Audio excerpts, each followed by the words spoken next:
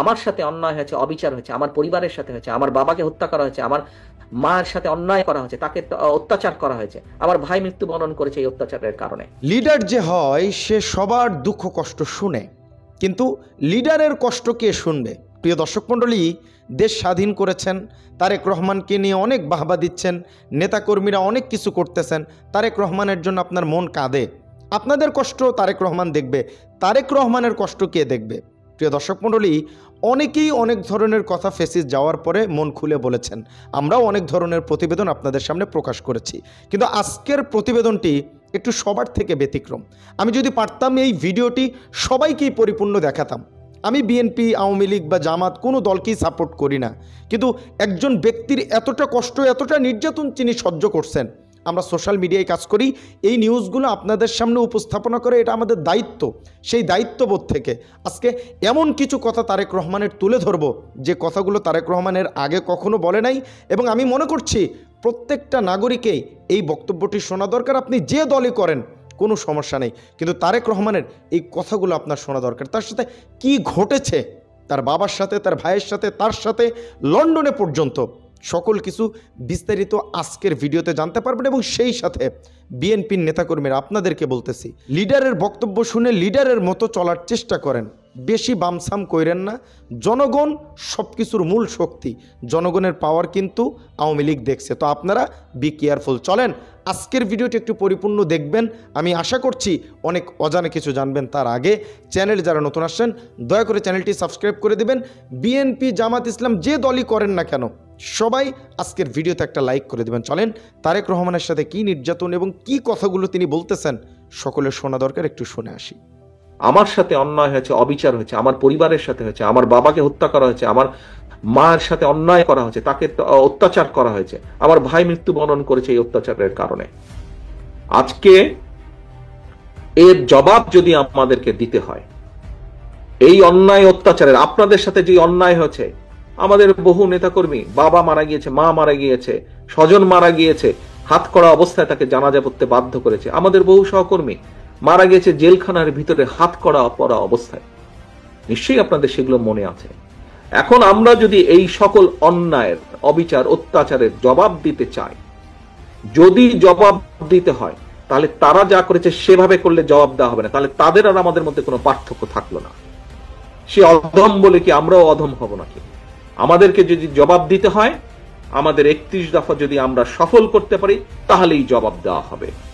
দেশি এবং বিদেশি ষড়যন্ত্রকারী যারা দেশি এবং বিদেশি ষড়যন্ত্রকারী, যারা চায় না এদেশে গণতন্ত্র প্রতিষ্ঠিত হোক, যারা চায় না এই দেশের মানুষ রাজনৈতিকভাবে এবং অর্থনৈতিকভাবে সফল হোক, স্বাবলম্বী হোক, যারা এটা চায় না, আমরা যদি 31 দফা সফল করতে পারি, তাহলে মানুষের ভোটের অধিকারকে প্রতিষ্ঠিত করতে পারি, তাহলেই তাদেরকে আমাদের জবাব দেওয়া হবে। আজকে যখন স্বৈরাচার পালিয়ে গিয়েছে, স্বৈরাচার পালিয়ে যাবার পরে স্বাভাবিকভাবেই আমাদের দাবি ছিল যে এই দেশের মানুষের অধিকার প্রতিষ্ঠা, এবং স্বাভাবিকভাবেই স্বৈরাচারের পরবর্তীতে একটি সৃষ্ট শূন্যতা পূরণের জন্য অন্তর্বর্তীকালীন সরকারের কোনো বিকল্প ছিল না। স্বাভাবিকভাবেই এই অন্তর্বর্তীকালীন সরকার বাংলাদেশের প্রায় সকল মানুষের দলমত নির্বিশেষে সকলের সমর্থনই এসেছে বর্তমানের অন্তর্বর্তীকালীন সরকার, এবং সঙ্গত কারণেই তাদের প্রতি সেদিনও আমাদের সমর্থন ছিল, আজও আমাদের সমর্থন থাকবে। তবে এখানে একটি কিন্তু রয়েছে প্রিয় ভাই বোনেরা, তাদের প্রতি আমাদের আস্থাকে প্রশ্নহীন রাখার চ্যালেঞ্জ কিন্তু তাদেরকেই নিতে হবে। বর্তমানে যে অন্তর্বর্তীকালীন সরকার, তাদের প্রতি অর্পিত যে দায়িত্ব, আর সেটা যথাযথভাবে পালনের জন্য যে রোড ম্যাপ, সেটি নির্দিষ্ট করতে হবে তাদেরকেই। আমাদেরকে বাস্তবতা বিবেচনায় পরিষ্কারভাবে আমাদেরকে বুঝতে হবে যে সব পরিবর্তন সাধন যেমন তাদের পক্ষে সম্ভব নয়, তেমনি এমন দায়িত্ব তাদের কাঁধে নেওয়া সঙ্গত হবে না যেটা তারা বহন করতে সক্ষম নন। প্রিয় ভাই বোনেরা, তারপরেও আমরা বলতে চাই, তাদের প্রতি আমাদের যে সমর্থন সেদিন ছিল, সেই সমর্থন তাদের প্রতি আমাদের আজও আছে। তারা জনগণের মূল যে দায়িত্ব পালনের জন্য আজ দায়িত্বভার গ্রহণ করেছেন, সেই দায়িত্ব যাতে তারা সঠিকভাবে পালন করতে সক্ষম হন, সেই রকম সমর্থন তাদের প্রতি আমাদের অবশ্যই অব্যাহত থাকবে। বিএনপির প্রতিজ্ঞা দেশের মানুষের কাছে, আসুন আমাকে ভোট দিতে হবে এমন কোনো কথা নেই। আপনার ভোট আপনিই দিবেন, যাকে ইচ্ছা আপনিই দিবেন, কিন্তু আমার হাতকে আপনি শক্তিশালী করুন, আমাকে সহযোগিতা করুন, যাতে আমি আপনার ভোটের অধিকার প্রতিষ্ঠা করতে পারি। আমাদের স্লোগান, আমাদের লক্ষ্য, আমাদের উদ্দেশ্য মানুষের ভোটের অধিকার প্রতিষ্ঠা করা। Take back Bangladesh. প্রিয় দর্শক মণ্ডলী, তারেক রহমানের কথাগুলো আপনারা শুনলেন, আমি আপনাদেরকে শোনালাম। জনগণ ক্ষমতার মূল কারিগর।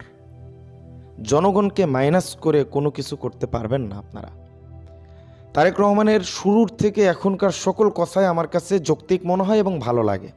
লিডার হিসেবে তার দেশ পরিচালনা তো আমরা কখনো দেখি নাই, আমরা তখন ছোট ছিলাম। তো তারেক রহমানের কথা একরকম, তার কিছু ছাও নেতাকর্মীরা আছে, তাদের বিহেভিয়ার আর এক রকম। যেমন তারা মনে হয় ক্ষমতা পেয়ে গেছে, চাঁদাবাজি, টেন্ডারবাজি, মারধর সব কিছু চলতেছে।